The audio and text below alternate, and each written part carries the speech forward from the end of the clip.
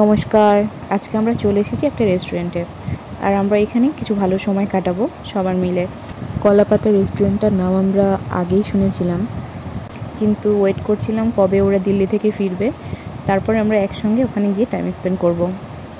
সেই মতো ওরা যখন দিল্লি থেকে ফিরলো তার আগেই আমাকে জানিয়েছিল যে আমরা আসছি, আর আমরাও সবাই ঠিকঠাক করে একটা সময় বের করলাম যে আমরা কখন যেতে পারবো। আজকে সকালবেলায় দিদি বললো যে চলো আজকে ফ্রি আছি, আজকে যদি বেরোনো যায়। আর আমরাও ঠিক রাজি হয়ে গেলাম। ওরা সন্ধ্যার দিকে আমাদের বাড়িতে চলে এলো, কিছু সময় বাবুর সঙ্গে কাটিয়ে তারপরে আমরা বেরিয়ে পড়লাম সেই রেস্টুরেন্টের উদ্দেশ্যে।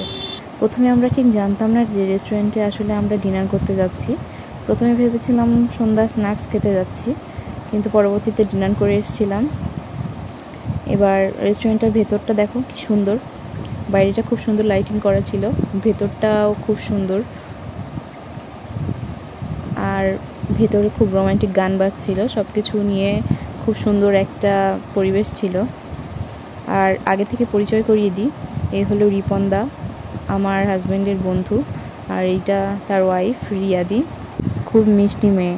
তার সঙ্গে হাতে গোনা আমার 3 দিনের মতো দেখা হয়েছে, কিন্তু প্রথম দেখার পরে হোক কখনই মনে হয়নি আমরা খুব অপরিচিত। এই কদিন আগেই ওদের বিয়ে হয়েছে, বিয়ের ভিডিও আমি তোমাদের দেখিয়েছিলাম ডিসেম্বরে। আর ভেতরটা দেখো কি সুন্দর লাইটিং করা। রিপনদা চাকরি সূত্রে থাকে দিল্লিতে, আর ওর বাড়ি এখানে। মাঝে মাঝে এখানে যখন আসে তখন আমাদের দেখা হয়। রিপনদা হচ্ছে আমার হাজব্যান্ডের খুব ছোটোবেলার ফ্রেন্ড। এখানে এসে আমার নিজের কোনো ফ্রেন্ড হয়নি, তাই ওদের বউদের সঙ্গেই আমার ঘোরাফেরা। খুব ভালো সময় কাটে, সবাই খুব ভালো, আর আমার সঙ্গেও খুব ঘুলে মিলে গেছে। আমারই মাঝে মাঝে ওদের সঙ্গে হোয়াটসঅ্যাপে কথা হয়। আসলে সারাদিন বাড়িতে থাকার পরে এরকম একটু ঘোরাঘুরিরও প্রয়োজন আছে জীবনে। আমরা এখানে মোমোর কথাটা শুনেই গেছিলাম আসলে মোমো টেস্ট করতে। প্রথমে আমরা মোমোই অর্ডার করেছিলাম, সাথে স্টার্টারে ছিল ড্রামস অফ হেভেন, আর তারপরে এখানে ছিল রাইস, চাউ আর 2টো সাইড ডিশ, লাস্টে ছিল কোক। সব থেকে বেশি যেটা এনজয় করেছি, আমরা সবাই মিলে খুব ভালো একটা সময় কাটিয়েছি। আমরা বেশ কিছু ছবিও তুলেছিলাম। পরবর্তীতে ওরা দিল্লি থেকে ফিরলে আমরা আবার এরকম ছোটোখাটো প্ল্যান করব ঠিক করেছি পুজোর সময়। ততদিন পর্যন্ত আজকের স্মৃতিটা থাকবে মনে।